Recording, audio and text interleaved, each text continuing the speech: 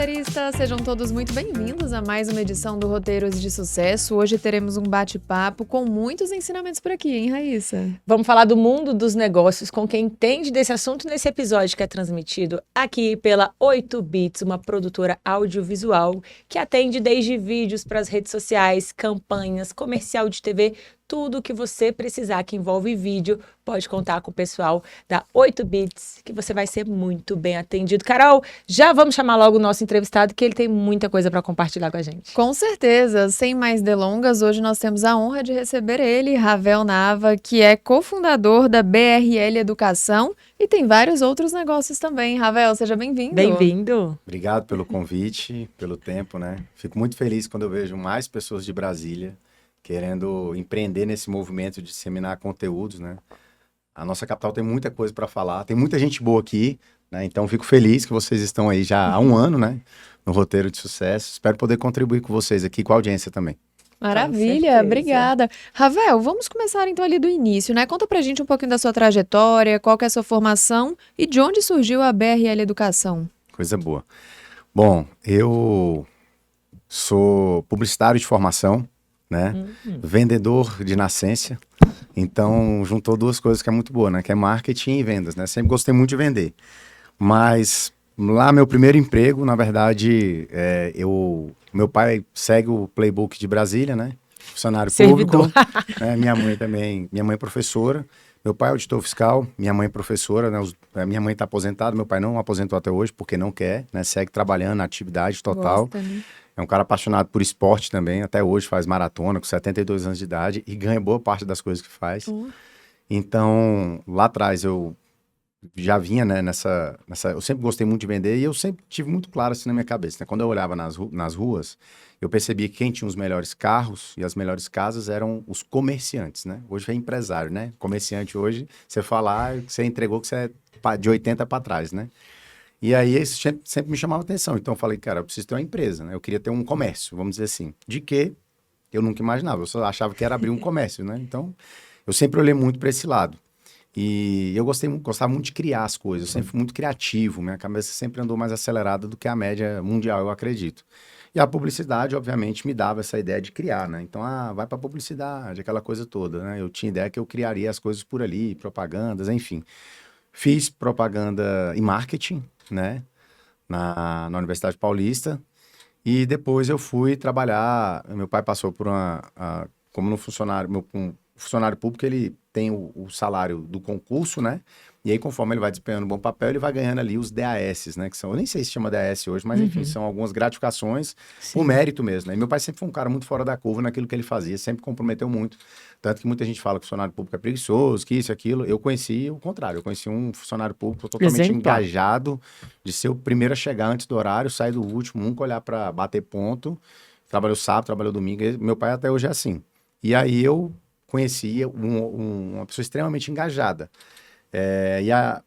Quando a gente teve a troca, a primeira vez que o governo Lula então veio, né, como presidente, tem sempre aquela dança das cadeiras, mas meu pai não tinha um cargo político, ele tinha um cargo de fato de confiança por mérito de tudo que ele fazia na auditoria.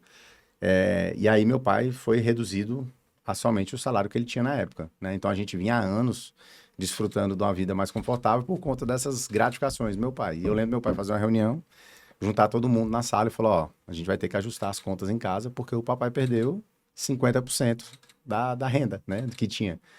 E assim, eu nem tinha muita noção de grandeza de valor, mas eu falei, pô, logo agora que eu tô de 15 para 16, né, já almejava ali o carro, né, aquela coisa toda, enfim. Mas foi um baque muito forte porque a gente sentiu na pele o que era... Eu falo que acostumar com coisa boa é fácil. Ruim é desacostumar, né? E a gente sofreu um baque muito forte, né, assim, financeiro. Eu acho que o impacto também é emocional. Por mais que meu pai não quisesse transparecer, mas o cara fica muito... tem um sentimento de revolta, né? Até ressignificar. Pô, trabalhei a vida inteira, sempre fui exemplo naquilo que fiz pós-graduação, fiz MBA, fiz mestrado. Meu pai sempre à frente do tempo dele. E uma carreira inteira construída sobre resultado, de repente, eu não quero jogar o jogo dessa turma, que foi basicamente isso. Então, você vai tocar dessa forma? Não, então dá licença, que tem que ter alguém que assine embaixo. Imagina, auditor, né? Não dá pra você ter um auditor Caxias ali, né? Na época dele, principalmente, não dá, não tinha como, então eu juntei. E aí, meu pai, enfim, a gente sentiu aquele baque e na pele eu senti que a vida ia mudar. Mas, incrivelmente ou não, ali com meus 15 para 16, eu senti aquele impacto e eu fui buscar emprego, né? Então, eu fui trabalhar no shopping, numa loja de tênis, né? Que era a loja que eu era cliente. Então, eu pedi emprego para quem me vendia. E então, era um pouco mais fácil, porque, na verdade, as pessoas nem acreditavam que eu queria trabalhar. Enfim, eu entrei na faculdade muito novo, com 16 anos. Formei novo, com 20 anos de idade, mas não fui trabalhar com publicidade e propaganda diretamente. Meus amigos já estagiavam em agências e tudo mais. E eu conheci um negócio chamado Paraguai e São Paulo, ainda menino, né, novo ali, com o meio da faculdade. E eu fui vender tênis e roupa. E aí os meus amigos estavam trabalhando para ganhar R$ 422, que era a bolsa de estágio na minha época. Eu ganhava R$ 20 mil por mês. Olha! Né? Então foi muito Muambeiro, sedutor, vendendo total. muamba? Caramba! Eu falo que eu comecei com comércio exterior. Paraguai é fora do Brasil, não é? Sim. Então é internacional. Com importações. Internacional. Comecei logo cedo. E ali eu fui seduzido pelas vendas, porque eu falei, cara, o que justifica eu ficar fazendo estágio, 6 horas para ganhar R$ 400, se eu vou lá em São Paulo, busco tênis, o Nike Shox, lembra do Nike Shox? Com certeza. Então, aí o que eu vou fazer? Ficar trabalhando atrás do escritório, se eu posso fazer? Minha cabeça sempre foi assim. Já tinha visão. E aí eu fiz isso durante muito tempo, né? Uns 5, 6 anos. Caramba. E aí eu levei um tombo, né? De um estelionatário, um picareta que me fornecia, enfim, caí num golpe, né? Hoje, assim, totalmente tradicional, né? Com a maneira como ele me enganou, e eu perdi tudo, né? Porque ele me forneceu um tempo, né? Assim, hoje eu comprei 30 mil dele, ele me entregou 30. Na próxima eu comprei 50, ele me entregou 50, na outra ele falou, só consigo agora tirar um pedido de 150, sei lá, como se fosse isso. E aí eu entreguei tudo pra ele e ele sumiu no mundo. Né? Nossa, gente. E aí eu tive que recomeçar tudo. Mas, incrivelmente, apesar da sedução pelo ganhar o dinheiro, eu cheguei num ponto, eu acredito que é muita mão de Deus, né? Orientando, eu falei assim, cara, eu não quero mais ser visto como o cara da muamba. Tipo assim, eu não queria mais esse... porque por mais que o dinheiro fosse algo que compra... Porque até certo, dependendo do meio que você tá, existe um tamanho de dinheiro que ele compra a sua entrada, ele compra o respeito, né? Então, todo mundo pode olhar o fundador do supermercado Mateus, na rede Mateus, hoje fatura, acho que é 30 bi que ele fatura, né? Então, ele anda com aquelas camisetas social, com a canetinha bic aqui, manguinha bem humildezinho. Mas todo mundo sabe que ele é o supermercado Mateus, né? Então, assim, eu tô trazendo o exemplo dele, mas dependendo de onde você tá, existe um certo valor que você compra a respeito. Não tem isso, é fato, né? O mundo é mundo porque desde que a gente entende que é isso, que é acesso. E eu falei, cara, eu não quero mais. E aí eu comecei a trabalhar para os outros, né? Assim, literalmente reduzir minha receita. E novo, né? 20 anos de idade, garoto ainda. Reduzir minha receita a 1/10 do que eu já fazia. E eu falei, cara, eu quero voltar. Só que eu nunca tinha feito um estágio de publicidade na vida. Não tinha experiência, só em vendas. E aí, como é que eu entro nas agências? E as agências em Brasília, no passado, você tinha uma meia dúzia de agências que atendiam o privado, e uma outra grande dúzia que atendia governo, né? E como que eu ia entrar em qual área? Eu não sabia nada, porque a faculdade me ensinou, assim, muito pouco. Básico, muito pouco, né? Então, assim, eu falo que a educação no Brasil, ela está atrasada há 50 anos, e de fato está atrasada, porque a gente não trata de assuntos básicos, nem na fase ali na infância, na adolescência, e muito menos na formação no nível superior, né? Isso é um fato que hoje você sai formado dentista, mas você não sabe o que é um cheque especial. Você sai formado advogado, mas você não sabe o que é uma DRE. Você sai formado administrador de empresas e talvez não saiba o que é uma conciliação bancária. Então, de que adianta? Então, mas isso tem um histórico por trás, a gente pode ter um podcast só falar disso, mas isso é um modelo feito para a política do Põe Circo seguir ganhando força cada vez mais. Para que eu vou educar as pessoas e dar poder se eu posso manter elas aqui sobre, né, medianos trabalhando, né? Então, é à toa que quando o empresário se destaca no Brasil, ele é criminalizado, né? Explorador, tá escravizando, ladrão, bandido, enfim, essa é a imagem que nós construímos lá atrás. Resumo da ópera, saí, não consegui nenhum estágio, não consegui nada, né? Não tinha experiência nenhuma, né? Cadê seu currículo? O que você fez? Vendedor de shopping e vendi muamba na rua. Apesar de ter muito sucesso. E hoje eu contrataria esse Ravel nos meus negócios. Porque para mim essa habilidade, ela fala muito mais do que um currículo de alguém que passou em Harvard. Porque você desenvolve habilidades que a faculdade não vai, né? Tanto que fora tem várias matérias que falam de street intelligence. A inteligência das ruas, é a maneira como você vai no dia a dia, né? Chegou aqui agora, pum, o microfone explodiu, faz o quê? A faculdade não tem um livro lá que tá dizendo, quando o microfone explode, não tem. Essa habilidade que é só a rua, a prática que vai te dar. E aí eu fui e montei a minha agência. Mas eu comecei com painel, mídia DOH, né? Out of Home. Então comecei montando Triedo, Frontlight e fui indo muito bem, graças a Deus. De repente, a gente teve o governo aqui, né? E o governador Arruda, na época, ele sancionou que tinha que derrubar vários. Lembro disso. Então eu estava muito bem, perdi todos os painéis. E fiquei com uma Caramba. dívida gigantesca. Porque eu comprava a estrutura de ferro para montar o Frontlight, né? Que era os fronts. Saia montando front, então eu parcelava lá em 10 vezes, né? Alugava e com aluguel eu ia pagando aquilo ali, enfim, 22 anos de idade, 23, sei lá. Tinha 40, 50 painéis, né? Eu já tinha um bocado de funcionário. E ali eu perdi tudo do dia pra noite. Então, literalmente, foi uma quinta para uma sexta, eu nunca esqueci. Começou por Águas Claras, eu tinha uns 18 painéis ali naquela região, perdi todos. E eu que tinha 40, fiquei com 4. E aí, de novo, Mais um né? revés, hein? Puta, né? De novo, caraca, não é possível isso, né? Mas, diz que o obstáculo é o caminho, né? Então, tem um livro do Ryan Holiday que ele fala exatamente isso.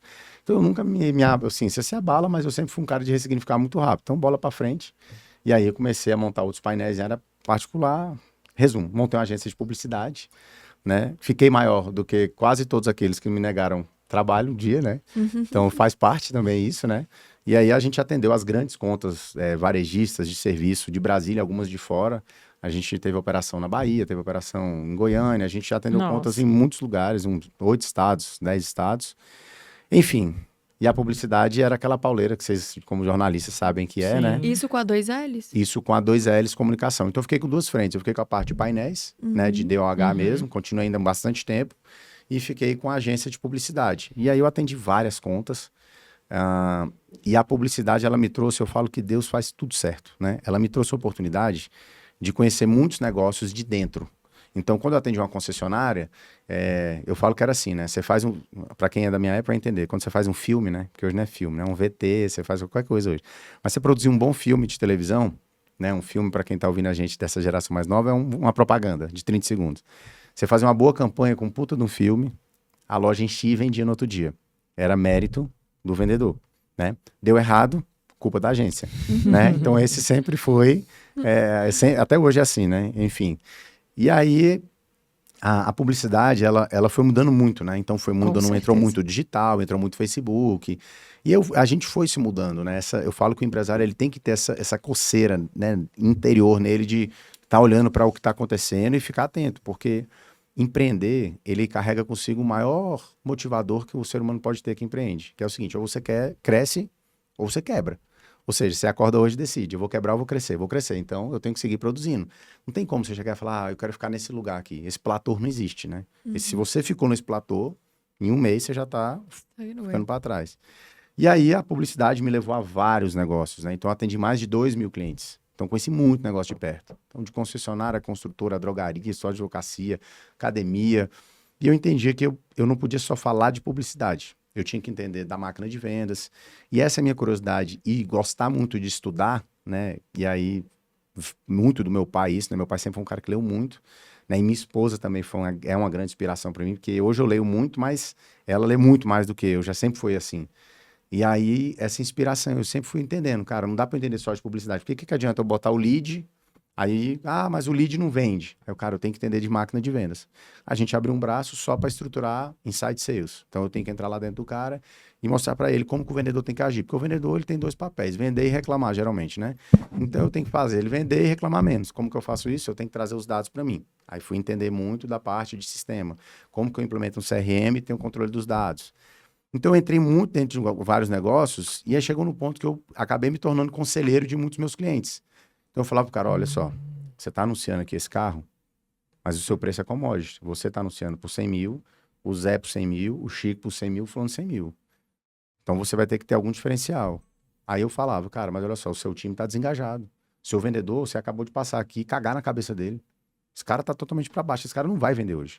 Porque, cara, você percebeu que o seu time é júnior? Então eu começava a ver que tinha vários problemas que não eram só publicidade. Enfim, 2021... eu vendo essa dor do mercado, a gente cria então a BRL, né? A BRL Educação, só adiantando o tempo, né? E aí a gente criou a BRL como uma escola de negócios. Então eu falo que tudo aquilo que eu queria ter tido na minha jornada como empresário, a gente coloca na BRL. Então pra gente é muito claro, né? A gente atende ali PME, né? O pequeno e o médio empresário. E a gente foi criando formações. Só que muito prática, porque, como eu falei, a educação no Brasil ela está muito atrasada, até no método, na maneira como a gente... Você imagina só, como é que eu coloco os 40 alunos dentro de uma sala e tem um método para todo mundo? É muito difícil, porque tem uma criança que ela é mais... talvez até mais avançada, mas ela não consegue fixar ali o dia inteiro aquele by the book, olhando isso, olhando aquilo. E aí a criança tirou a nota 7, eu digo que o que tirou a nota 10 é melhor do que ele. Mas como? Né? Então, isso foi explicado ali, acho que 1930 para 50, porque como é que a gente media a pessoa inteligente? Era pelo QI, né? Coeficiente de inteligência, era isso. Então, a pessoa tinha um QI alto, ela era tida como mais inteligente. Então, quem vai ganhar mais dinheiro? O inteligente. Bom, aí veio a Revolução Industrial e percebiam que os que mais tiravam nota nunca eram os donos das grandes indústrias. Eles trabalhavam para quem eram os donos das grandes indústrias.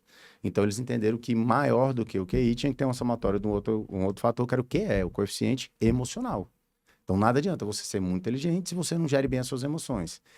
Então, com essa evolução toda, eu tinha o seguinte sentimento. Eu viajei muito para estudar, né? Porque eu falava assim, cara, eu sou bom de venda, sou bom de marketing, mas parece que eu remo e não consigo construir patrimônio. Apesar que eu sempre fui muito ousado e sempre investi em outros negócios. E eu fazia um curso e eu voltava motivado, mas eu não voltava dominando o assunto. E aí, então eu voltava de São Paulo, de um curso de 3 dias, super animado. Na segunda-feira, o operacional me engolia e aquela motivação demorava 3 dias. Depois eu estava me preparando para comprar o próximo curso, né? E sempre querendo achar uma grande sacada. Então, o que eu entendi? Né? Que existiam vários outros Ravéis por aí. Então, o que a gente traz na BRL é a metodologia que eu penso o seguinte: para você de fato conseguir fixar o conteúdo na sua cabeça e gerar transformação genuína, você precisa de 4 fatores. O primeiro fator é que você precisa da teoria. Quem fala aí na internet que teoria não vale de nada é neófito e não entende nada de educação. Você precisa sim da teoria, porque se você não entende a raiz por trás daquele conceito, você fica cada vez mais distante. Só que você precisa do case. Porque quando você vê alguém que fez essa teoria, você começa a criar associação. Fica lúdico, né? Bom, o maior ensinador de todos os tempos falava por parábolas, que é Jesus, né? Então, ele ensinava por parábolas. Então, por quê? Porque ele falava, deixa eu falar para vocês aqui, que talvez vocês vão me entender melhor. Então, tinha um pescador e ele ilustrava aquela teoria por trás daquilo. Depois, você precisa saber a ferramenta. Que é, agora eu já sei. Então, é assim, é com essa ferramenta que eu faço. Só que se você não pratica, você não aprende. E aí, você precisa do quarto elemento, que é a aplicabilidade. Então, todas as nossas formações, a gente passa pela teoria, a gente mostra um case, a gente mostra a ferramenta que você faz tal coisa e você põe a mão na massa. Por isso que as nossas formações, elas são práticas. Por isso que geralmente são 3 dias. Porque eu não posso ir lá só dar uma palestra motivacional, né? E tchau. Não, eu preciso que o empresário sente e ele vai entender, ele vai praticar e ele sai de lá fazendo. Então, Ravel, se você pudesse falar todos os elementos que são necessários para ter um podcast, talvez eu não saiba fazer tão perfeito como o de vocês aqui. Mas como eu fiz o meu, eu sei dizer qual é a câmera, eu sei dizer a televisão, eu sei dizer o que funciona. Algumas coisas eu sei falar, mas por quê? Porque eu fiz. Então, é a pergunta que eu faço em várias aulas que eu dou, ou alguma palestra que eu dou fora, em outros lugares. Quem aqui conhece, sabe o que é missão, visão e valores? Levanta a mão. Aí tem 100 pessoas, aí 100 empresários levantam. Aí fala assim, quem aqui sabe de qual é salteada a missão e visão e valor da empresa? Aí 80% baixa a mão. Aí eu falei, vocês 20 ficaram com a mão levantada. Quem de vocês, se eu ligar agora na empresa, o funcionário sabe dizer? Não fica ninguém. Então não adianta nada você dizer que sabe. Se você não aplica, nada funciona. Então em 2021 a gente criou a BRL, né, que é justamente facilitar o entendimento do empresário, porque assim, ter uma empresa de sucesso não é difícil. Mas não significa que é fácil. Tem duas grandes diferenças. É simples, mas não é fácil. E aí a gente mostra isso na prática como funciona. Então o que a gente fez em 2021? A gente lançou uma imersão, e essa imersão foi crescendo, né? Então hoje a gente saiu era eu e mais um colaborador, né? Somos mais de 50 pessoas hoje no ecossistema. Olha. A gente atingiu, no começo desse ano, 16 mil alunos. A gente mede todo começo de ano. Então, a gente falou com 16 mil empresários. Desde 2021. E saímos de 0 para mais de 40 milhões faturados. Caramba! Então, hoje, quando se fala de Centro-Oeste, a gente é a principal marca. Quando fala de escola de negócios, e hoje 28% dos nossos alunos vêm de fora de Brasília. Então, a gente transformou Brasília como um polo da educação empresarial. Por exemplo, dia 29, 30 e 31 agora, a gente tem uma imersão que chama BRL Salos, que é só para profissionais da área da saúde. São 100 médicos, nutricionistas, psicólogos, dono de clínica, laboratório, que vão estar com a gente. Então, uma imersão que tem tickets que vai de 4 mil a 7 mil reais, e a gente está faltam 6 vagas para ser preenchidas. E boa parte dessa turma é vendida por indicação. Pessoas que fazem, E têm recomendam. resultado Passam aí para e outros, né? recomendam. Então, minha pequena, longa história resumida, chegamos aqui na BRL e temos vários produtos aí para poder ajudar os empresários, líderes, gestores, C-levels. É Um isso. deles é o Iron. É o Iron. Explica o que é que eu fiquei curiosa aí. Legal. Imagina assim, se a gente pudesse colocar... Vocês conhecem várias pessoas de sucesso, né? Então, imagina se você pudesse pegar algumas dessas pessoas de sucesso e falar assim, me diz tudo que eu preciso fazer para eu ser uma pessoa bem-sucedida. E vai lembrar que sucesso, na minha concepção de vida, não é só conta bancária. Porque a conta bancária, de fato, é a mais fácil, né? Posso falar sem sombra de dúvidas. Existem outras gavetinhas que a gente precisa entender de prosperidade. No Iron, a gente tem 3 máximas, que é o STF, saúde, trabalho e família. Então, nada justifica você ter uma empresa bem-sucedida e uma saúde fracassada. E não justifica você ter uma empresa bem-sucedida e uma família fracassada. Por quê? Para eu te explicar o Iron. Só existem 2 coisas que vão transformar o nosso país. E não é o político A nem o político B. Se chama empresários muito bem consolidados, porque 86% das vagas de emprego no nosso país vem do empresariado.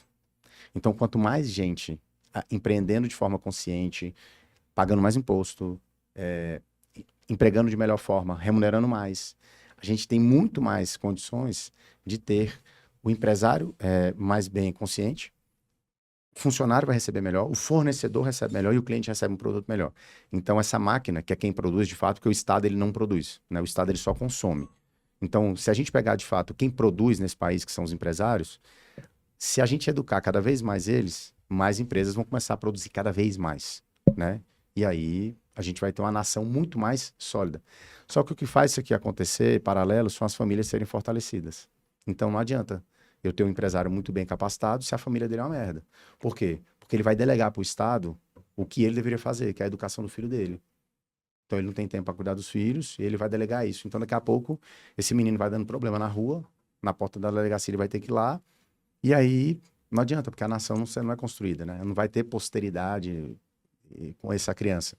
Então o Iron ele tem essa máxima, né, de saúde, trabalho e família. O Iron nada mais é do que um grupo de empresários, né? O qual é o único produto que eu estou de perto, né? Todos os outros produtos quem toca é o nosso time. Então eu estou ali no papel de mentor desse grupo mesmo. Hoje são 92 empresários. Esses 92 empresários, quando eu somo eles, hoje são mais de 4.800 funcionários, né? Somados todos. E aí eu nem coloquei o Leandro, que é meu sócio do SEIB, né? Porque só o SEIB tem 8.000. Se eu colocar o SEIB, eu tô falando de 12.000 pessoas, funcionários direto. Então hoje são mais de 4.000 cara, desculpa, são mais de 12.000 funcionários, fora o Leandro. A gente tem uma empresa só que tem 6.000 pessoas, que tá dentro do grupo. Eu tenho uma outra de 3.000 e pouco. Enfim, então se colocasse o SEIB era para quase 20.000. E que juntos eles faturam 4,8 bi. Né? Então, nós temos uma fatia grande de um faturamento, né? E são pessoas de fora de Brasília também, 70% Brasília, 30% de fora.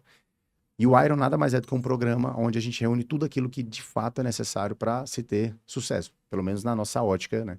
Então, tem um cara, né, eu citei ele aqui no começo, né, antes aqui, que é o Napoleão Hill, né? E lá em 1938, ele lança um livro que é o Pensa em Riqueza, 38, 37.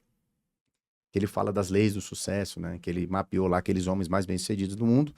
E uma característica que esses homens tinham em comum é que eles sempre estavam em grupos, né? Tem um muito famoso, né? Talvez vocês nem saibam, mas tem um grande mastermind, mas que chamava PayPal Mafia, né? Depois vocês pesquisem quem era. Quem era o dono do PayPal Mafia? O Elon Musk. Então, ele vendeu o PayPal, né? O PayPal era dele, aquele sim. intermediador de pagamento, né?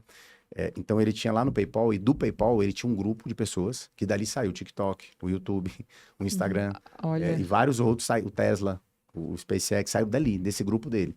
Então essa é uma prova que o ambiente, ele vai contar muito para o seu desenvolvimento. Então o Iron, ele é um programa que ele contém tanto formações, então você participa de formações práticas mesmo, de gestão, de marketing, de vendas, de precificação, de processo, de pessoas.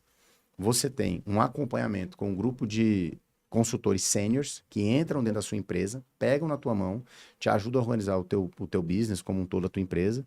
Você tem programas que treinam e capacitam o seu time. Então, porque não adianta só o empresário estar navegando em alta performance. O time tem que estar com ele, porque sozinho ele não faz verão, né? Não tem como. E aí é um projeto onde eu estou de perto ali mentoreando esses empresários. Eu sou 92. E a gente tem vários encontros, né? Por exemplo, sábado agora a gente celebrou o Dia dos Pais, né? Com todos. A gente fez um torneio de tênis. Nós alugamos uma quadra aqui, né? Algumas quadras aqui em Brasília. E na Evo.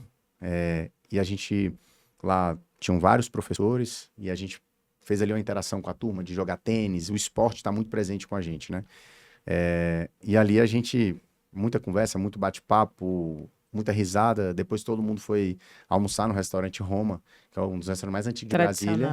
E ela tá no Iron há 2 anos com a gente, a Ângela é uma craque. A gente tem essa confraria de se prestigiar como um todo, né? Claro. E aí você tem um grupo de WhatsApp com 92 empresários de sucesso. Então você tem uma dúvida, cara, eu tô com uma dúvida aqui, como que eu justifico isso aqui tributariamente? Alguém pode me ajudar? Você manda no grupo, você não vai ser respondido por um consultor que nunca teve empresa, vai ser respondido por 92 empresários que estão vivendo o dia a dia. Então isso tem uma força muito grande. Eu falo que a vida é sobre o quanto que você consegue encurtar a curva de aprendizagem, né? Então, se eu posso ter alguém, pagar para alguém me ensinar o que eu levaria 10 anos, você está ganhando um ativo mais precioso, porque tempo é o quê? Dinheiro. Não, tempo é vida. E dinheiro também não? Tempo é vida. Então, quanto mais vida eu ganho, cara, mais sucesso eu tenho. Então, o tempo é o seu ativo mais precioso. É a minha vida. Porque tu poderia estar com... Tu é casada? Não. Tu poderia estar com sua família, com suas amigas. Poderia estar com minhas amigas tomando um drink. Pois é, tá aqui. Tô então, aqui. Isso é vida. Aqui também é vida. É a maneira como você investe a sua vida. Você tá investindo aqui. Porque Sim. tu acredita em algo maior, que isso aqui vai produzir. Sim. Então, se eu posso pagar para ter mais vida, para que eu vou ficar batendo cabeça? Então, essa Se inteligência... alguém já descobriu a fórmula ali, né? A inteligência coletiva, ela é o que há de mais forte no mundo empresarial. Então, o Iron, ele é esse programa de desenvolvimento, e aí do Iron a gente surgiu outra vertical, que é o Iron Experience, são a Iron Trip, são as viagens. Então, a gente fez Dubai em 2022. Olha que legal. Fizemos Dubai 23 de novo, fizemos 24 China, e esse ano a gente fez 3 missões internacionais. Começo do ano, em janeiro, a gente levou 20 empresários para subir a montanha mais alta da África, que é o Kilimanjaro, 6.000 metros de altitude, né? Mais uma baita de uma estrutura. A gente contratou o melhor montanhista brasileiro, um staff gigantesco. A gente estava só de staff em 80 pessoas para 20 homens. Uau. Era um programa de leadership, né? Então a gente foi um programa de 3 meses e o nome do programa se chamava Mestre dos Cumes. Ficamos lá na África por 11 dias, né? São 8 dias a missão completa. Depois fomos relaxar em Doha com merecimento. Fizemos depois em março China. Aí acabou que uma parte do grupo voltou comigo para o Japão, né? Aí eu não estava no programa, mas foram comigo algumas pessoas. E mês passado a gente fez Suécia, Noruega e Dinamarca, os países vikings. Então, por que a gente fez lá? Porque a gente quer entender, né? Levamos um grupo de empresários para entender. A Suécia hoje é o lugar que tem mais unicórnios do mundo. Não é o Vale do Silício, não é a China, né? Então, Estocolmo, país pequenininho, Suécia pequenininha. E por que lá? Então, o Spotify está lá, Candy Crush está lá e várias outras empresas de bi de dólar.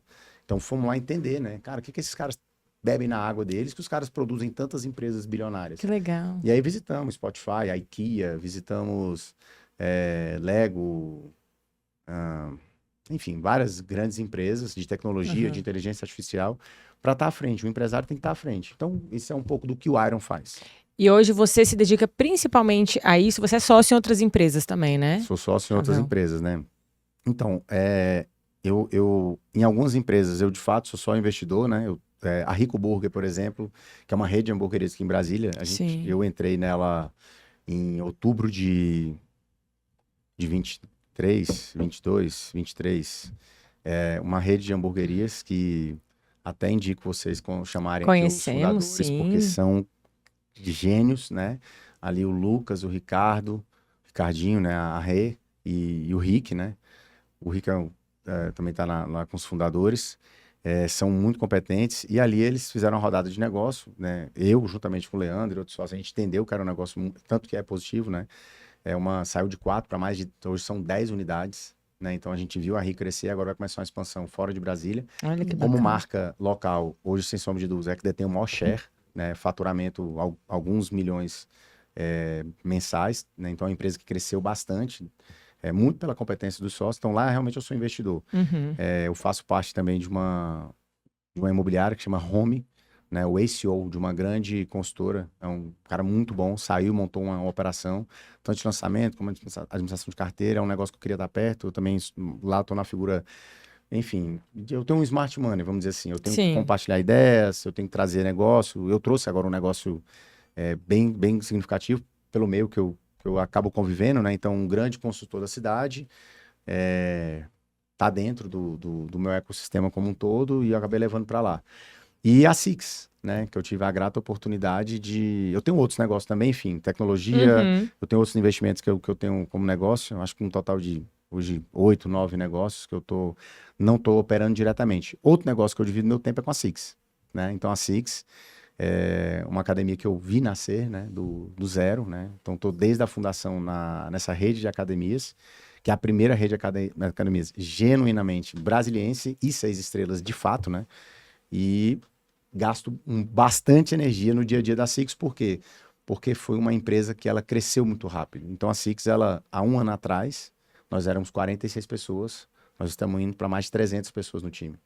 Então a gente saiu de uma unidade para 4 em um ano e meio. Uau. Né? Então assim, cresceu muito rápido. E quando você tem uma empresa que cresce muito acelerado, você tem que ter pessoas no tocando o dia a dia. Mas hoje tem a figura de um CEO, né? Que é o Eils, que é o sócio fundador, que toca o dia a dia como um todo. Lá a minha parte é muito mais voltada para a área de marketing, área de vendas. A gente já tem um modelo de governança muito estruturado, então assim, cada sócio tem a sua caixinha, ninguém mexe na área de ninguém e a gente vai tocando esse negócio. Inauguramos agora aqui no Lago, vamos inaugurar dia 6 do 9 aqui no Lago Sul e começamos a obra agora em Campinas. A gente tem Noroeste. Que legal! A gente tem Noroeste, né, aqui em Brasília, Sim. Primeira. Segunda foi no Itaim, na Mário Ferraz. Sim. Dia 6 do 9 a gente inaugurou o Lago Sul. E agora a gente vai começar a obra em Campinas. E tem uma quinta saindo, mas não posso dizer aonde é o ponto ainda, para assinar o contrato. Tá, depois que sair a gente vai querer, porque a gente foi lá na unidade do Itaim, realmente a gente Gostaram? ficou muito, nossa, eu queria morar lá só pra ir na Six, viu? Ravel, agora deixa eu te perguntar, você acha que todo mundo pode ser empreendedor no Brasil ou tem um perfil, um tipo de pessoa que não dá certo em empreender? Não pode. Não pode. Infelizmente ou felizmente não pode, né? Por quê? Se o cara gosta de trabalhar de 8 às 18, ele não pode empreender. Se ele não gosta de trabalhar sábado e domingo, ele não pode empreender. Né? É uma escolha empreender, né? E tem o bônus e tem o ônus, né? Platão tem uma frase que ele fala que toda escolha tem uma perca, né? Então, estar aqui hoje me deu ganhos e me deu uma perca. Alguma coisa eu perdi, né? Então, quando você empreende, você tem que abrir mão de muita coisa. Então, não é para todo mundo, de fato não é. A história do empreendedorismo ela é muito bonita, né? Mas assim, ela contada de frente para trás, né? Lá no futuro, para trás, talvez ela é mais bonita ainda, né?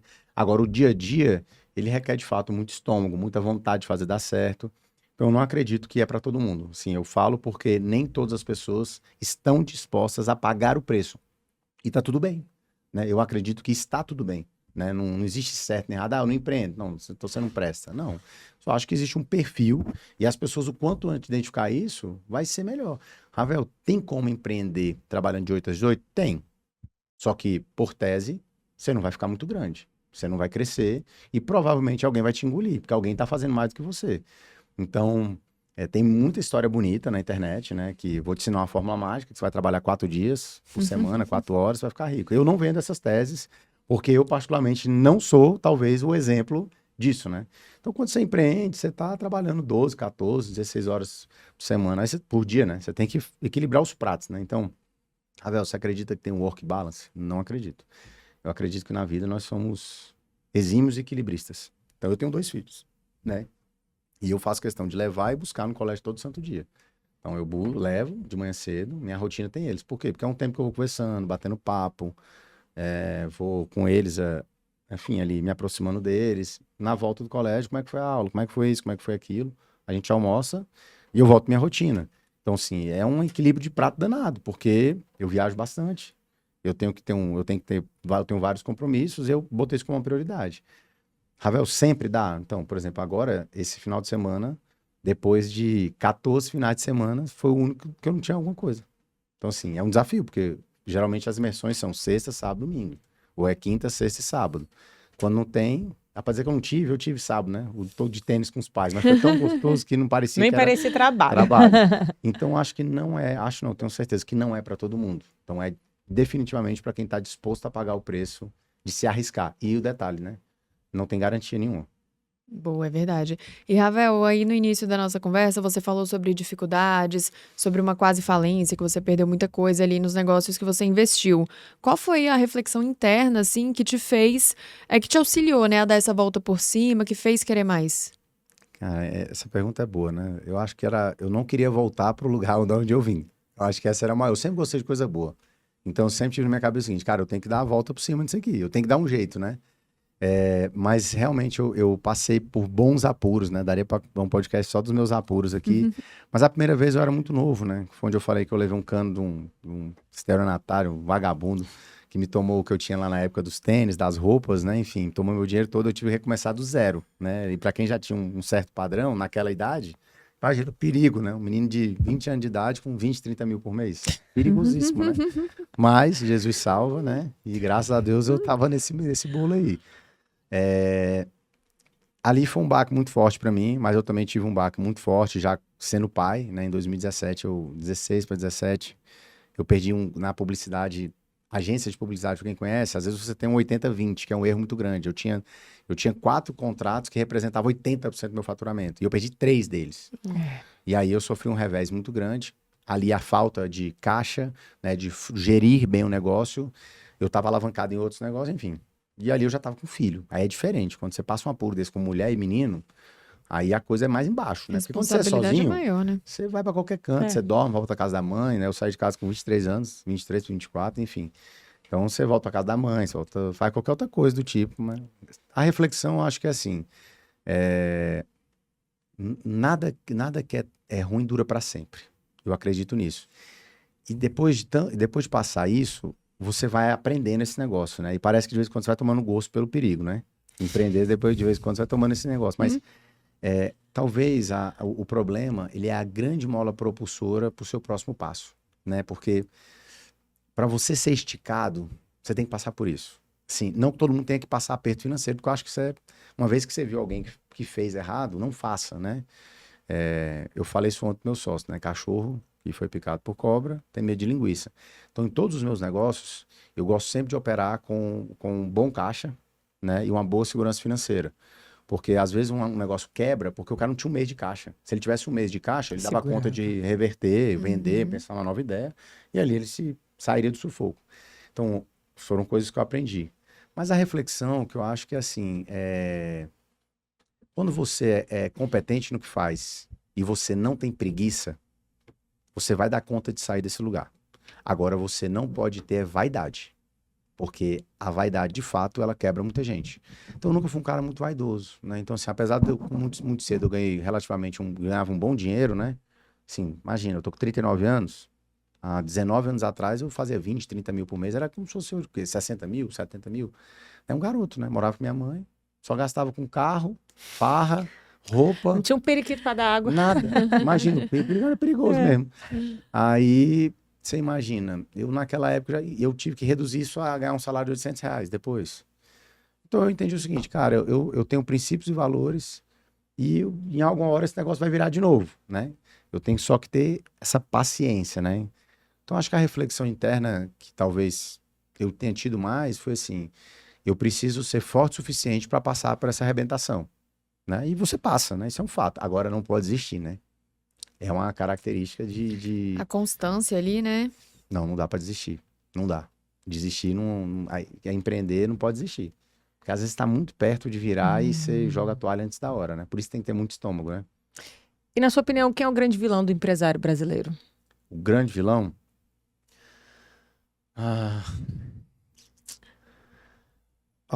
Se a gente for comparar com outras economias, o brasileiro ele já nasce empreendendo com um grande sócio que é o governo, né? Então, assim, aqui, o jogo aqui não é para amador. Aqui isso é um fato, né? Aqui você tá escrevendo um livro, né? Todo mundo tá te aplaudindo, daqui a pouco chega um fiscal e te multa. Mas por que eu fui multado? Porque você tá escrevendo um livro. Mas tá todo mundo me aplaudindo? Não. A regra agora não é escrever o livro. A regra agora é digitar. Escreveu é multa.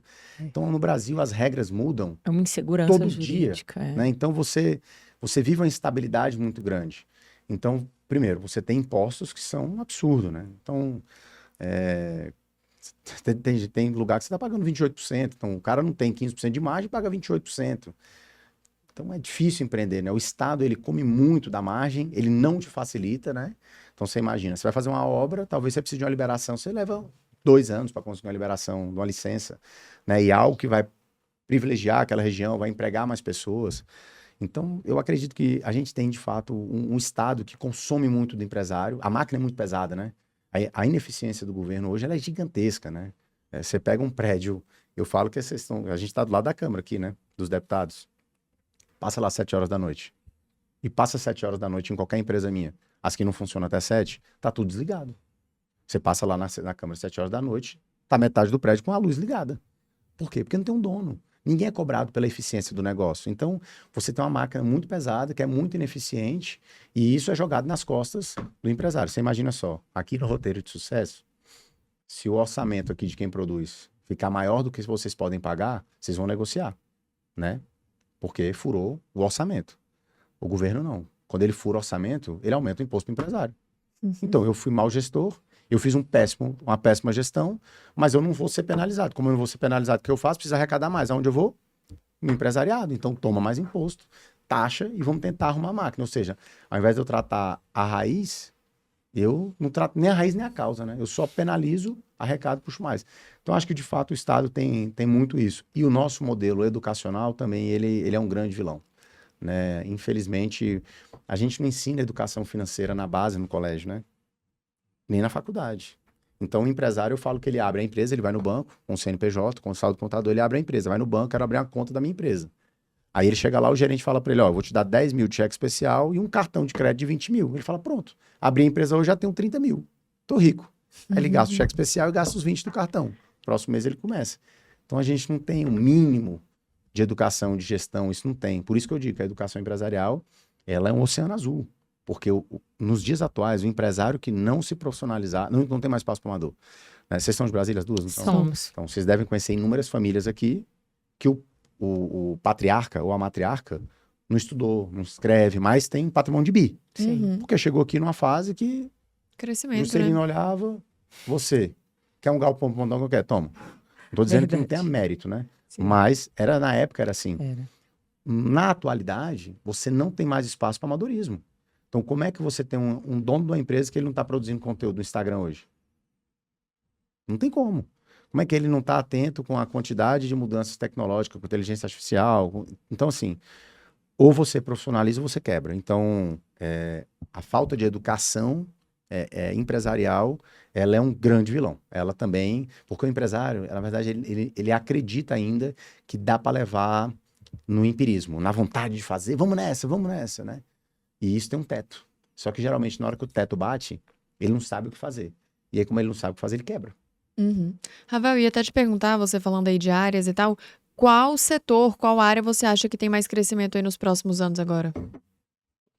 Educação não vai parar de crescer. As pessoas estão sedentas por aprendizado, porque todo mundo quer aprender alguma coisa, né? O brasileiro passa 7 horas e 30, né? A gente é a segunda população no mundo que mais consome celular. Então, as pessoas querem aprender e produzir de conteúdo é uma forma de você aprender, né? De educar. Então, educação é um mercado que não vai parar de crescer. Ah, mas está saturado a internet. Nós somos neném ainda. A gente é 1% do que os Estados Unidos faz com a internet. Então, a gente ainda tem muito espaço para crescer.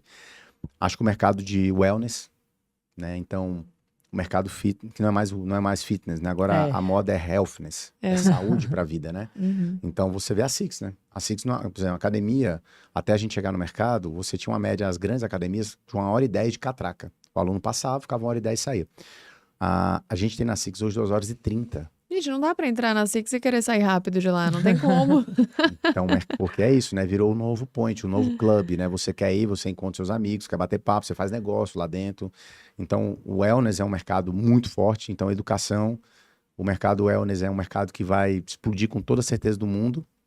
E o terceiro mercado que eu mais acredito, que eu acredito também, tá muito ligado ao wellness, né? Acho que a saúde como um todo, ela vai crescer. As pessoas estão muito mais preocupadas com saúde, né? Acho que ela tá bem próximo dessa... Aí tudo que converge com isso, né? Roupa, suplemento, medicamento. Isso aí como um todo, né? Cara, você vê o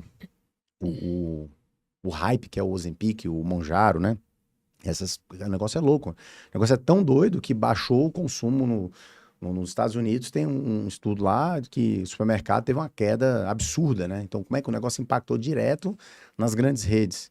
Então, acho que tudo que está ligado a esse mundo de educação, do wellness e da saúde como um todo, vai, sem sombra de dúvida, vai explodir. Aí você me perguntava, e quais negócios podem virar para educação? Todos. A Natália Beauty, ela ensina a fazer sobrancelha, se não me engano, né? Ela mercado com isso, né? Então, a gente ensina empresários. Daqui a pouco vocês podem ensinar jornalismo. Então, todos os negócios podem vir para a educação como um todo. Acho que esses 3 mercados... Queriam crescer aí. sem sombra. E nesse universo de ensino, de mentoria, de coach, a gente vê também um movimento meio contrário, tipo anti-coach, anti-mentoria, Total. porque quem quer ganhar dinheiro em cima do sonho dos outros.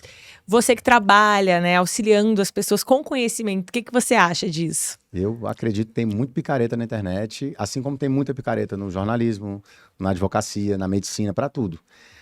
O que acontece é que o coach, né, como você disse, a gente não vende nada de coach, né? A gente não tem um produto de coaching específico. Sim. Mas olha como é que é engraçado. Nos Estados Unidos, o coach, ele é um dos caras mais respeitados. Então, os grandes atletas, todos têm grandes coaches.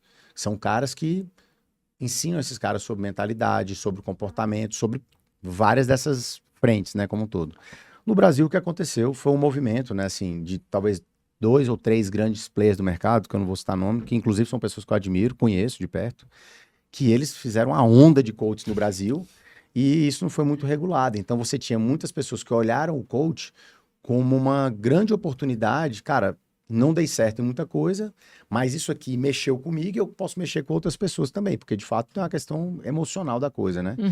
E isso acabou banalizando. Na BRL a gente não tem uma formação em coach, mas eu fiz muito coach. E eu recomendo que as pessoas façam, porque muito do que o coach prega é autoconhecimento, né? E se você passa a se conhecer, você vira uma pessoa muito mais forte, né? Se eu conheço naquilo que eu sou bom, se eu conheço naquilo que eu não sou tão bom, eu sei quais são as lutas que eu vou lutar, as que eu não vou lutar e aquelas que eu preciso entrar, mas eu preciso me melhorar antes. Então, eu gosto muito de me conhecer cada vez mais, né? Eu estudei muito sobre o assunto, gosto muito de estudar. Estou lendo um livro, inclusive, agora, que não tem a ver com coach, mas é um livro da Brownie, enfim, não vou lembrar o nome dele, mas o livro se chama As 5 Coisas que as Pessoas Mais se Arrependem Antes de Morrer. Enfim, tem nada a ver com coach, mas é um ensinamento de vida. Conhecimento, Porque ela, enfim, não é um livro blockbuster, eu tô numa fase da vida de ler outras coisas, né? Apesar de estar lendo os 48 Leis de Sucesso, que é do poder, que é um blockbuster, e eu falei, cara, eu preciso ler para dizer que eu li. Todo mundo lê, então eu vou ter que ler, né? Tem que ler tem também. uns que você tem que ler, ponto final. Mas eu tô numa fase, então esse é um livro que ele fala, né? Essa mulher, ela é bancária, totalmente satisfeita com a posição dela no banco, sai, tem vai viver a vida dela na Europa, como muito comum, as pessoas vão morar sem muita certeza da vida, né? Se lançam e a vaga que ela tem para poder, ela quer ser artista. Então ela fala, ó, eu não tenho dinheiro para pagar aluguel, então eu tenho que arrumar um trabalho que eu more no trabalho e tenha tempo para estudar. Ela foi muito estratégica. E ela começa a ser cuidadora, né? Então ela virou cuidadora de pessoas na fase terminal. Então tem um cara de 30 anos, sofreu um acidente, está em cima de uma cama. Assim como tem um cara que foi um grande empresário, e o título do capítulo desse cara que ela está cuidando, que cada pessoa é um capítulo. Não trabalhe tanto, né? E aí ela fala que no final da vida ele fala que ele pediu 1 ano para a esposa dele e falou, ó, esse é meu último ano, eu irei me aposentar. Na verdade ele fala, amor, irei me aposentar. Ele com 65, ela com 68. E aí ela fica todo feliz, aí ele termina, daqui 1 ano. Porque eu vou fazer mais 1 ano para cumprir. Ela fica triste, mas fala, pô, para quem esperou 68, 1 ano não é nada. E aí com 2 meses ela descobre uma doença terminal, né, e morrem. E aí ele não tem tempo de se aposentar. E os sonhos dela ficam lá escritos, né? Queria ter viajado aqui. Nossa viagem, ela escrevia os sonhos dela. E ali você tem um aprendizado. Então isso é autoconhecimento, né? Cara, onde é que eu tô indo demais? Onde é que eu tô indo? Então acho que o coach, ele tem muito essa questão de você passar a se conhecer. O que eu acredito é que foi banalizado. O problema todo é porque na internet, essas pessoas que fazem a coisa mal feita, elas ganham muita visibilidade, né? Então elas ficam famosas. Mas quantas pessoas não foram ajudadas por um coach? Que talvez tinha um passado mal resolvido e precisou resolver. Quantas pessoas não tinham clareza do futuro delas? Então, eu acho assim que tem gente boa em todas as áreas, assim como eu acho que tem gente ruim em todas as áreas, vai ter o picareta como um todo, e a gente tem que ficar o tempo todo buscando entender quais são as minhas escolhas, né? Então, eu, particularmente, tudo que eu faço na vida, eu procuro o melhor. E eu procuro referência. Então, cara, e é muito engraçado isso. Por exemplo, eu tenho um casal, enfim, eu não vou citar o nome, mas que eles estão muito grandes. Estão muito grandes na internet. Assim, tô falando de pessoas que estão faturando 200 milhões por ano. E eles vendem um método que é completamente intangível. É intangível. Eu falar para você aqui, falar para Carol, falar assim, ó, gente, vocês vão acordar todo dia de manhã, vocês vão escrever o sonho de vocês vão visualizar o sonho de vocês e as coisas vão acontecer. Estou dando exemplo. um resumo do que eles falam. E, cara, eles têm uma legião de pessoas que, meu irmão, tem sucesso. E acreditam no método e fazem aquilo e tem dado certo, né? Como tem gente que olha para aquilo e fala, cara, eu fiz isso, você vai lá no Reclame Aqui, tá cheio de... Então, como é que eu julgo, né? É difícil essa cartada. E como eu falo para minha esposa, né? Eu bati mês passado 25 milhões de alcance na internet. Não é grande, mas enfim, é a evolução que eu tô vendo ao longo do tempo. Só que quanto mais você cresce e quanto mais exposto você fica, maior é a chance de você desagradar alguém. E eu, como tenho um posicionamento muito firme e minhas crenças eu sou muito convicto daquilo que eu acredito, eu não sou em cima do muro. Pelo contrário, eu sei exatamente o lado que eu tô. Então, quanto mais pessoas conhecem o lado que você tá, os que não são do mesmo lado começam a te bater. E aí, você tem que aprender a conviver com isso. Então, é o bônus e o ônus do crescimento. E aí vai ter gente que vai dizer, ó, cara, falou isso, mas eu não concordo. Nas nossas imersões, nós somos a única empresa no Brasil, isso está documentado. Se você fizer uma formação nossa, como essa de 3 dias, que é uma sexta, uma quinta, uma sexta e um sábado, e depois de 3 meses, você aplicar tudo que eu ensinei, se a sua empresa não tiver crescimento, você só vai ligar para quem te atendeu, a gente devolve 100% do seu dinheiro. A gente faz isso. Então, o cara pode vir fazer uma imersão comigo, se ele aplicar, né? A regra é, você aplica, e se você não crescer, você me liga, sem letras miúdas, a gente devolve 100%. Então, assim, a gente dá todas as garantias que o negócio funciona. Agora, o coach tem essa história meio intangível, E também muita gente virou coach, né? Todo mundo começou, é coach do quê? O que a pessoa tem para poder... É porque a formação em coach, no Brasil, ela não tem ainda... Existem certificações, mas vamos lá, para você ser médico, você tem que passar por isso, isso, fazer tantas cirurgias, isso... Vamos lá, exemplo. Para eu poder escalar o Everest, não o base, mas o pico, né? Que é onde tem lá, só com pouquíssimas pessoas, eu tenho que ter antes no meu currículo 3 cumes de 6 mil. Então eu já fiz um. Eu fiz África, eu fiz Kilimanjaro. Se eu fizer mais 2, eu estou credenciado a subir o pico do Everest. Como coach, o que te certifica? Que agora você pode ser coach. Mas o que também não te certifica? Porque você é jornalista. Você tem uma carreira. Sim. Você já passou perrengue, já trabalhou em redação, tá aqui nesse bastidor, tá na internet agora fazendo crescer. O que não te credencia a ensinar alguém o que você já viveu até aqui? Sim. Nada te credencia, mas você tem um track record que a faculdade não tem. Tem a vivência então, por que, ali, que né? você não pode ensinar isso também? Então, eu acho que falta essa regulamentação mais específica, se é que ela, de fato... É necessária, necessária, sabe? Então, eu acho que é isso. O Tony Robbins, qual foi a faculdade que ele fez para ser esse grande coach? O Bob Proctor, que foi um dos maiores expoentes. O que esses caras fizeram?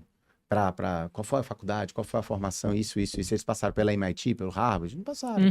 Então, eu não sei, né? Mas tem picareta para tudo que é lado.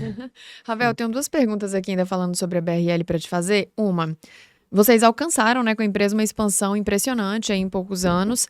Qual você acredita que foi o diferencial dessa escalada de vocês? E 2, esse programa Iron que você falou pra gente, que eu fiquei bem curiosa aqui você pra tá interessada, saber, né, Carol? fiquei, Tô percebendo. Quero fazer parte, é isso que eu vou perguntar Vamos fazer agora. um desafio, vamos fazer uma venda aqui no podcast? Vamos. Primeira venda ao vivo não, mas que as pessoas vão acompanhar. Porque, ó, eu quero saber como que você seleciona os participantes e assegura que esse grupo vá crescer mesmo, de forma articulada, impactante. Eu vi que agora que eu falei pra caramba, que se o tempo tá certo aqui, a gente voou. Tá, né? já estamos chegando em 1 hora. O que eu acredito que fez a BRL crescer em tão pouco tempo, em 4 anos? A única coisa que distorce o tempo é a intensidade. Então, a gente colocou muita energia nesse negócio desde o início. Eu tinha muito certo na minha cabeça aonde eu queria chegar, onde eu quero chegar. Então, desde o dia 1, a gente sempre pensou o seguinte, o que precisa ser feito a gente vai fazer. E isso independente de dia, de hora, de gente, de esforço, e aonde o dinheiro também alcançasse, que era o dinheiro que a gente tinha, né? Não era o dinheiro do mundo, porque eu não tenho esse dinheiro todo do mundo, né? Mas foi muita energia. Então, quando você se dispõe, obviamente eu vinha já de uma experiência de outras empresas, né? Eu tinha habilidades de outros negócios, isso conta muito, né? Fazer o primeiro milhão é um desafio. Mas depois você faz o primeiro, do primeiro para o segundo é o mesmo desafio. O desafio talvez agora é fazer 100. É diferente. E do 100 pro bi muda muita coisa. Fazer. Muda muita coisa, né? Então parece que é a mesma coisa. Não, só fazer 10 vezes 10 milhões você faz... Não. Não é. Tem muita coisa que muda. A mentalidade muda, o corpo muda, a cabeça muda, as prioridades mudam. Algumas fomes vão sendo sanadas e você não, talvez... A fome é que manda, né? Mas eu acredito que a intensidade que a gente colocou nesse negócio foi muito grande. E eu vou te falar mais, sim, que a maioria das empresas, maioria mesmo, 95% das empresas, elas são apaixonadas pelo produto. Então você chega aqui para vocês, eu pergunto para vocês, qual é o core do negócio de vocês? Vocês vão me dizer que talvez é conteúdo, podcast. E não é. O core de vocês deveria ser marketing e vendas. Porque as pessoas, elas constroem uma clínica, ela põe o melhor piso, ela põe o melhor balcão, ela põe lá pedra ônix, ela põe os melhores aparelhos, ela põe a roupa da secretária, mandou fazer numa alfaiataria, ela faz tudo melhor, a papelaria é melhor. Aí ela investe R$1.000 no Google. Ela não produz conteúdo e ela não sabe nada de técnica de vendas. Chega o lead, ela não tem um CRM, ela não sabe qualificar, ela não sabe um processo de vendas. E venda tem um processo muito bem mapeado, é ciência total vendas. Então ela negligencia o que era mais importante. O que adianta eu comprar uma Ferrari e eu não ter carteira de motorista e nem dinheiro para pôr gasolina? Ela não anda. Então a BRL, ela é uma empresa de educação, mas a gente sempre teve um core muito forte de marketing e vendas. Tanto que se você for, vocês depois podem ir aqui, né, porque é do lado, por uma grande coincidência, vocês vão ver que a nossa empresa, a cultura é muito forte. E todo mundo vende na empresa. Todo mundo vende. Então todo mundo pode ser comissionado na empresa. Então o marketing tem metas, e quando o marketing bate meta, eles batem a meta hoje de leads. Quando eles batem a meta, eles ganham remuneração por isso. E todo mundo tem um sino e uma buzina na mesa. Então a empresa, ela é uma zona organizada, porque toda hora tem sino e buzina. Então quem gosta de trabalhar em ambientes mais tranquilos, nunca vai conseguir ficar lá, porque é barulho demais. Só que essa cultura de vender e crescer tá todo santo dia. E a maioria dos empresários são apaixonados por produto. Então ele tá querendo melhorar o produto, ele quer melhorar a tela, ele quer comprar um microfone sem fio, ele quer comprar uma câmera sem melhorar, e Tá, mas e o marketing e as vendas? Você vai negligenciar isso? Então a BRL teve muita intensidade em como se posicionar. Então hoje a gente investe a média de 120 a 150 mil de tráfego por mês. Eu quero investir 1 milhão, né? Eu quero botar mais, porque esse negócio da ROI eu quero trazer mais. Mas a gente sempre teve isso. Então o empresário, ele tem medo de investir em marketing, ele tem medo de se posicionar. Então a gente pensa nisso o tempo todo. Então como que eu posiciono o tempo todo? Como que eu faço isso? E muito dessa minha experiência, né, é como que a gente faz nos outros negócios. Então, como é que a SIC saiu em 5 meses, no Noroeste bateu 500 alunos. Mas por quê? Porque se posicionou muito bem. E olha que é um produto AAA, né? Então você tem um branding muito forte, a maneira como se posicionou, a maneira como as pessoas foram falando da marca, a construção disso todo. Então, como é que é isso? Marketing e vendas. Então a gente sempre teve um olhar muito forte para como que a gente cresce. Então o que faz o negócio crescer? Você tem que ter um bom produto, porque o cliente satisfeito, ele segue na sua esteira comprando mais. Ele segue te indicando. Isso aqui eu divido. Então a empresa, ela sempre foi dividida em produto e vendas. E como que a gente seleciona as pessoas do Iron? Para entrar no Iron, só entra de 2 formas. Ou você entra porque você fez uma imersão nossa, e nas imersões a gente fala do Iron, então você recebe uma ficha de aplicação e você preenche. E a gente estuda essa ficha de aplicação para saber se você está aprovado ou não. Você passa por um processo seletivo. Ou você entra por indicação.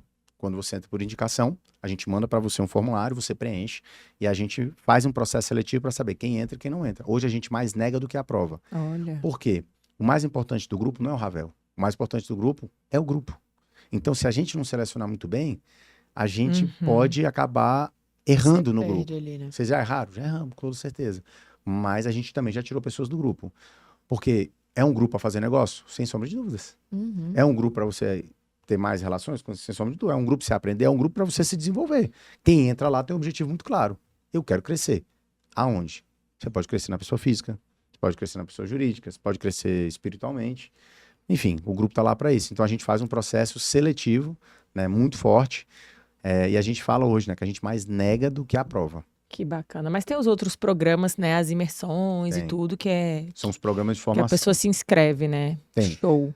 A gente tem programa de gestão e estratégia, a gente tem programa de formação de marketing e vendas, como a gente tem na área da saúde, enfim, e também tem um programa de consultoria, né? O cara, eu não quero ir para formação, não quero ir para imersão, eu quero de fato pagar para alguém estar comigo no dia a dia. Aí nós temos um programa chamado Agape, que é Academia do Gestor de Alta Performance Empresarial. Hoje a gente tem mais de 120 clientes no Brasil inteiro.